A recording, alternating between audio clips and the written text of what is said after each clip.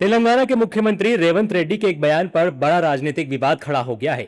मुख्यमंत्री ने engineering graduates की रोजगार और योग्यता पर सवाल उठाते हुए उनकी डिग्री को क्रिमिनल वेस्ट बताया। हैदराबाद में शिक्षकों के साथ एक संवाद कार्यक्रम के दौरान मुख्यमंत्री रेड्डी ने कहा, आप अपने गांव के इंजीनियरिंग ग्रेजुएट्स को बुलाएं और उन्हें एक सादे कागज पर जॉब एप्लीकेशन लिखने को कहें। उनमें से कई लोग ये भी नहीं लिख पाएंगे। ये पैसों और संसाधनों की क्रिमिनल वेस्ट है।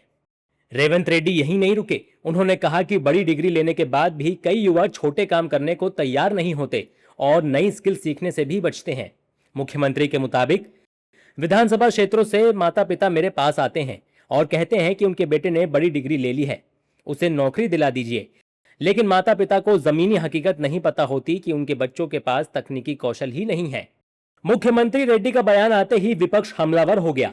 बीआरएस के कार्यकारी अध्यक्ष केटी रामाराव ने पूछा, क्या मुख्यमंत्री ने कभी कोई प्रतियोगी परीक्षा दी है या कॉर्पोरेट सेक्टर में काम किया है जो वो छात्रों की प्रतिभा को क्रिमिनल वेस्ट बता रहे हैं? उधर बीजेपी ने भी रेवंत रेड्डी के बयान को युवाओं का अपमान बताते हुए कांग्रेस सरकार को आड़े हाथों लिया। देखिए कितना घटिया बयान है। आपको जब भी लगता है कि राहुल प्रियंका के बाद कोई दूसरा कांग्रेस का नेता इतनी मर्यादा तोड़कर नीचे नहीं गिर सकता, कोई ना कोई कांग्रेस का नेता राहुल और प्रियंका वाड्रा से कंपटीशन करता दिखता है। तेलंगाना के मुख्यमंत्री इंजीनियरिंग ग्रेजुएट्स की तुलना क्रिमिनल वेस्ट से कह रहे हैं। गार्बेज है जैसे साहब। आपको शर्म नहीं आती ऐसे इंजीनियरों के बारे में बयान देने के लिए?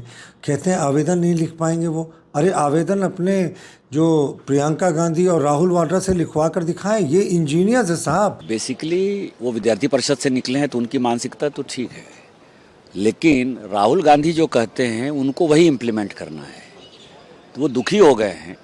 और वो राहुल गांधी के ही कहने पर, जो राहुल गांधी जी कहते हैं कि ये बात बोलो, तो इसी बात के आधार पर वो बोल रहे हैं।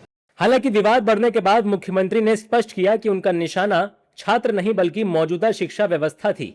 लेकिन इतना तो साफ है कि रेवंत रेड्डी ने स्किल पर सवाल उठाना चाहा, लेकिन शब्द ऐसे चुने कि खुद ही सवालों के घेरे में आ गए। अब देखना होगा कि इस बयान से युवाओं की स्किल पर बहस आगे बढ़ती है या ये सियासी संग्राम और तेज होता है।